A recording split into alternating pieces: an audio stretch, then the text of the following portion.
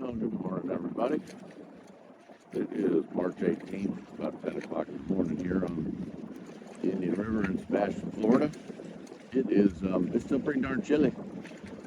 It is like 66 degrees, I think they said this morning, about 62, 3, something. Low 60s. Humidity's about 60%. It is quite cloudy. I don't really think there's a high chance of rain again, but man, look at the wind is pouring straight out of the north and east. Water's choppy, cloudy. Apparently it's a fairly nasty day.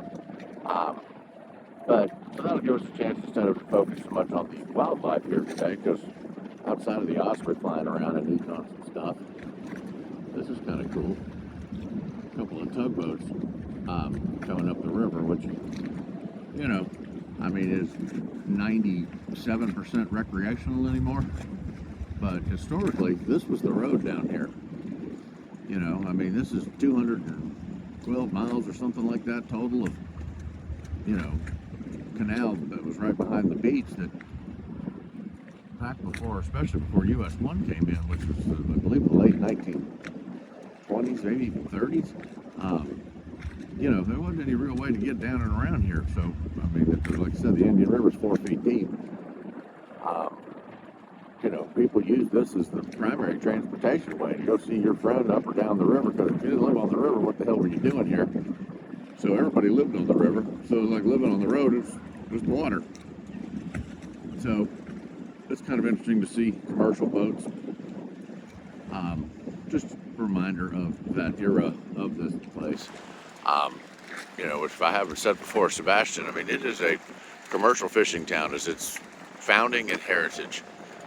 So, anything that's of any age in this town, house-wise, building-wise, whatsoever, is down here on the inside of the river. The beach was farmers, was mostly citrus. People didn't live out there. You crazy live out on the barrier island, back before federal flood insurance and things like that. People didn't live out on the barrier island. You lived in here, and hopefully the barrier island absorbed some of the storm before it came and whacked your house on the inside of the river. Man, it's windy. So, listen, you can hear that's the wind blowing across the pole.